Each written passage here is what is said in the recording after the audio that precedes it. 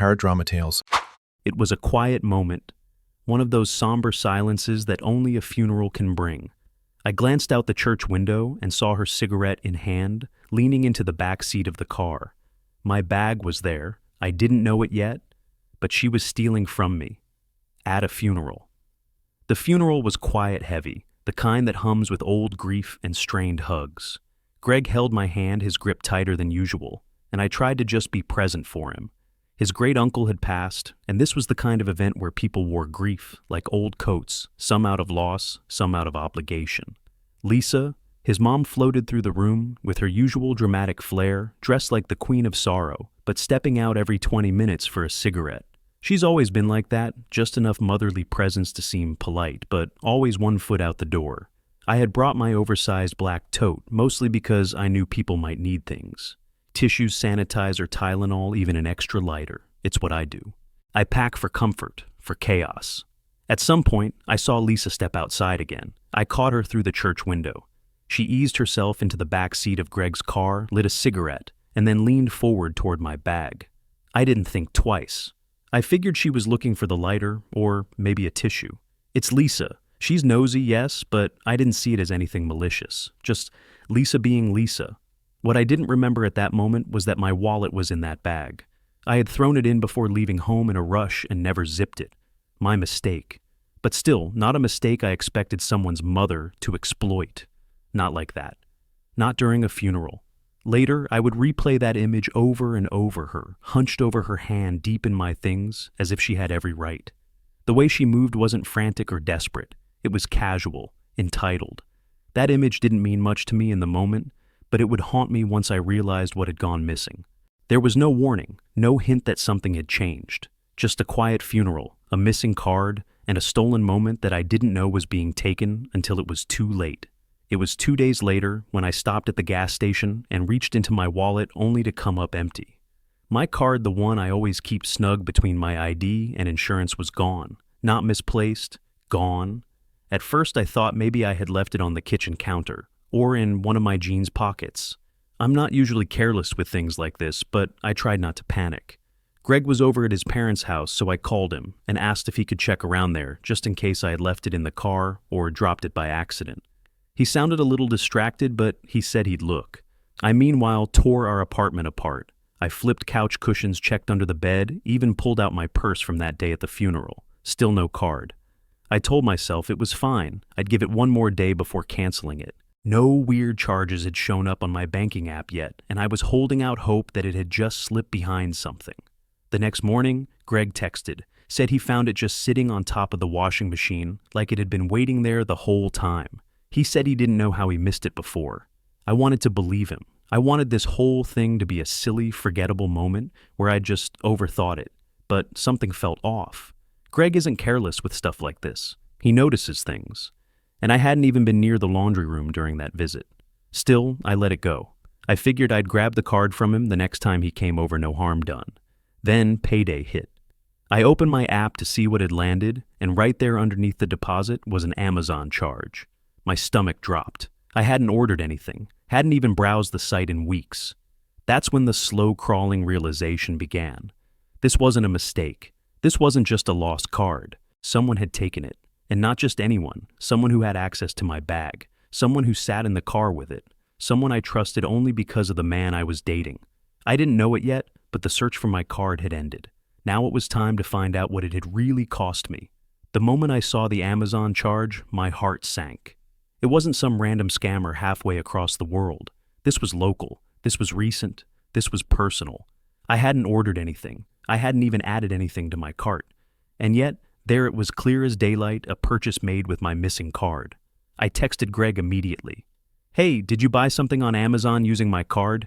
He replied almost instantly. "No, of course not." Why would I do that? I believed him. At first.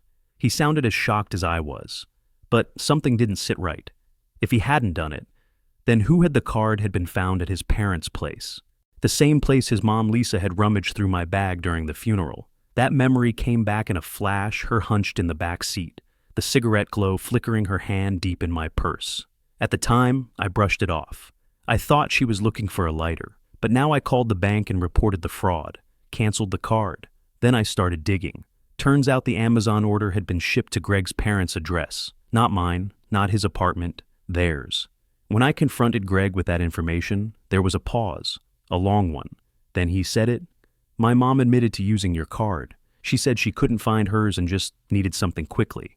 But she'll pay you back. Don't make a big deal. Don't make a big deal. I stood there, phone in hand, stunned. This woman had stolen from me during a funeral. She'd gone into my personal belongings, taken my wallet, and used it without a word.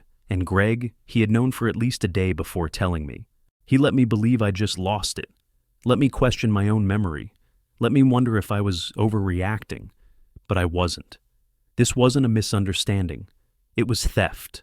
And suddenly that story about finding the card on the washer didn't seem so innocent anymore. It was a cover, a way to delay me from canceling the card before the charge went through. That's when I realized something even more painful than the theft itself. The lie wasn't just Lisa's. Greg had lied too. And the damage was no longer just financial. Greg didn't want to talk about it. Every time I brought it up, his tone shifted defensive, dismissive. She said she'll pay you back. He kept repeating like that made it okay. Like a promise from Lisa was some kind of legally binding contract. But I knew better. Something about this wasn't just a one-time mistake. It felt practiced.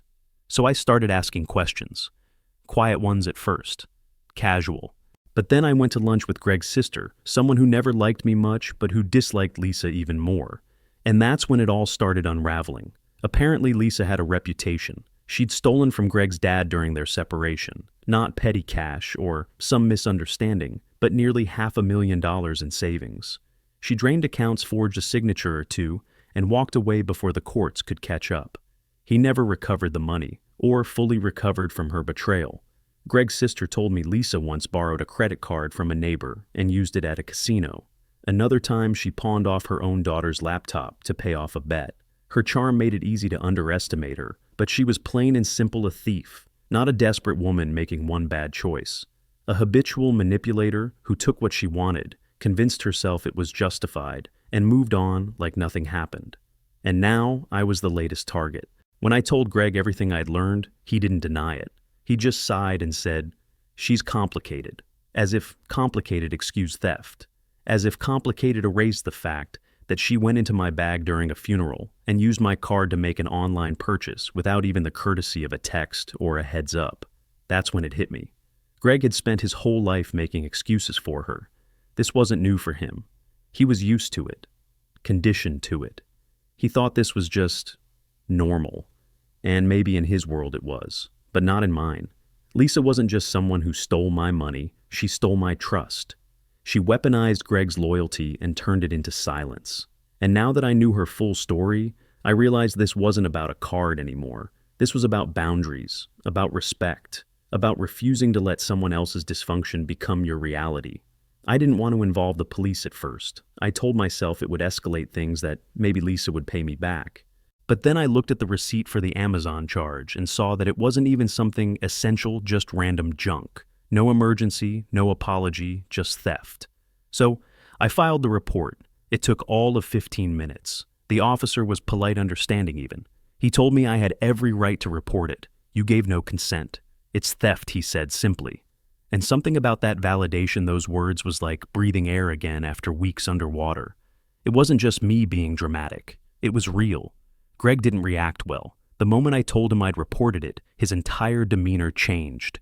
"You called the cops on my mother?" he said, like I'd broken some sacred unwritten law. Like her being his mom should have canceled out what she did. I could feel the distance widening between us, but I stood my ground. Then Lisa called. First it was a voicemail, shrill, angry, and riddled with profanity. "You ungrateful little brat," she said. "After everything I've done for Greg. You could have just waited. I was going to pay you back." But she wasn't. We both knew it. And if I hadn't caught it early, I probably never would have seen a cent. Next came the messages on Facebook. Then a few relatives chimed in. I was tearing the family apart, they said, making a big deal out of nothing. But funny how the only ones defending Lisa were the ones who'd already forgiven her one too many times. It wasn't about money anymore. It was about principle, about not shrinking back just to keep the peace while someone else trampled over my boundaries. Lisa made a choice, and so did I. I chose to stop letting family be a shield for bad behavior. I chose to say, this isn't okay, even if it made me the villain in someone else's version of the story. But I'd rather be the villain with my dignity intact than the doormat everyone walks over and forgets. Greg didn't steal my card, but he might as well have with the way he reacted. After I called the cops on his mom, something shifted between us. He didn't yell, he didn't storm out, but his silence said everything. I could see it in his eyes, the way he avoided mine, the way he walked around the apartment like I was some delicate wire he didn't want to trip. Not once did he say, "You did the right thing." Not once did he ask how I was feeling. Instead, it was just distance. I confronted him one evening. I asked flat out, "Do you think what your mom did was okay?" He sighed, long and heavy, then said, "No, but she's my mom." That's when I realized Greg wasn't defending what she did. He was avoiding the shame of admitting who she really is. Denial is easier than accountability when it's your own blood. And for Greg, it was safer to be neutral than to be honest. I tried explaining. I told him this wasn't just about the $82 Amazon charge. This was about trust, about boundaries, about the fact that Lisa knew what she was doing and did it anyway at a funeral. And instead of outrage, all I got from him was discomfort. It's not like she murdered someone, he mumbled once. No, she didn't. But theft is still theft. And silence, especially his, was starting to feel like complicity. What hurt more than Lisa's betrayal was Greg's inability to take a stand. I didn't need him to burn bridges. I needed him to hold the truth, to say, "You didn't deserve that. I'm sorry it happened." But every time he chose to smooth things over, instead of speaking up, it chipped away at something between us. It's hard watching someone you love bend themselves backward to excuse the inexcusable. It's even harder realizing that maybe, just maybe, you're not dating a bad man, but a weak one. And weakness in the face of wrongdoing becomes its own kind of harm. Greg was stuck between loyalty and denial. But I wasn't stuck with him, and every day he didn't speak up was a day I felt myself slipping further out of reach. There's this strange thing that happens when someone over 60 steals from you. At first, your brain doesn't even process it as theft. You hesitate. You make excuses for them. Maybe they forgot. Maybe it was an accident. Because it feels wrong to use a word like criminal when you're talking about someone's mom, someone with wrinkles and reading glasses. But here's the truth backed by hard science: age doesn't erase accountability. In fact, researchers have studied something called late-onset criminal behavior, when older adults begin engaging in theft, fraud, or manipulation, often targeting close family. According to a study in the Journal of Elder Abuse and Neglect, seniors who struggle with addiction, unresolved trauma, or narcissistic tendencies, it may become more manipulative and entitled as they age, not less. And gambling. That's a major trigger. Compulsive gamblers, like Lisa, often justify unethical behavior because their brain is locked in survival mode. The dopamine-driven need for the next win literally rewires the prefrontal cortex, the part of the brain responsible for moral reasoning. Add to that a layer of elder entitlement, a psychological phenomenon where aging individuals believe that because they've been through enough, they're owed more leeway. It's why some older adults take money from their kids and call it borrowing, or insult people and call it just being honest. Lisa didn't just see my credit card, she saw access. And because no one had ever held her accountable before, she assumed she'd get away with it again. We tend to romanticize aging as this noble descent into wisdom, but aging doesn't magically make someone kind. If anything, it distills the core of who they already were. And for people like Lisa, it sharpens the manipulative edge. Her past was riddled with theft, $500,000 from her ex-husband money taken from Greg. And yet, people kept calling it poor Lisa, not dangerous Lisa, not untrustworthy Lisa, just a tired old woman who needed help. But science doesn't lie when patterns repeat and consequences don't follow, the behavior escalates. No matter how many candles are on the cake, age is not a moral shield. And sometimes the hardest thieves to confront are the ones who bake you cookies and call you sweetheart while they're stealing from your purse. For days after I filed that police report, I couldn't sleep. My stomach was in knots. Not because I doubted my decision, but because I knew what it had cost me. Lisa wasn't just Greg's mother. She was part of the extended family fabric I'd been trying to belong to. Holidays, dinners, casual, Sunday visits, all of it cracked the moment I said, "This isn't okay." And the fallout wasn't subtle. Greg grew distant. His phone buzzed constantly with messages from his mother, guilt-tripping him, calling me names, spinning the same old story that she was just borrowing and I was overreacting. And while he never outright defended her actions, he didn't exactly condemn them either. He was caught in that emotional purgatory so many adult children find themselves in, torn between love for a parent and recognition of their harm. But here's what I learned in that storm peace bought with silence isn't real peace, it's suppression. See, I had spent so much of my life avoiding conflict, being agreeable, making space for others even when it meant squeezing myself into corners.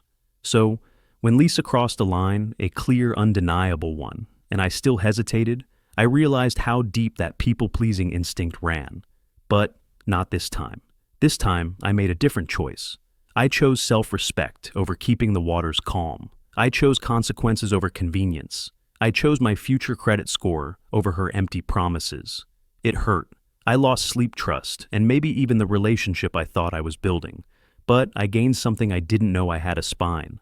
Standing up to someone older, someone with family status, someone everyone tells you to respect blindly, that's not easy. It's isolating. But it's also liberating, because once you do it, once you draw that line in the sand, you realize how many years you've spent letting people step over it. So, no, I don't feel peaceful. Not yet. But I feel clear. And sometimes clarity is the first step toward peace. Not the fake kind that comes from avoiding hard truths, but the real kind that's earned when you finally stand tall, even if you have to stand alone. They called me rude, dramatic, disrespectful, said I should have waited or let it go.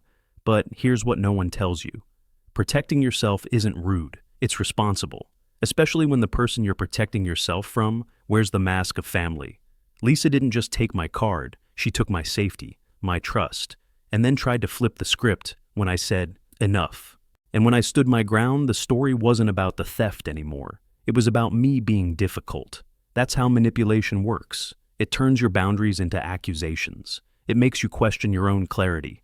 But I've learned through every sleepless night and every phone call Greg dodged that standing up for yourself isn't a betrayal, it's a declaration. You don't owe anyone blind loyalty. Not your partner's mother, not someone older, not someone with a long history of hurting others and calling it need. You owe yourself peace. You owe your future freedom. So, if you've ever been made to feel guilty for drawing a line, especially by someone who crossed it, first, let this be your reminder. Boundaries aren't walls, they're doors with locks. And you get to hold the key. If this story stirred something in you, if you've ever felt cornered by family expectations, stick around. There are more stories like this, and more voices learning to speak up. Hit subscribe. Let's walk through the hard truths together.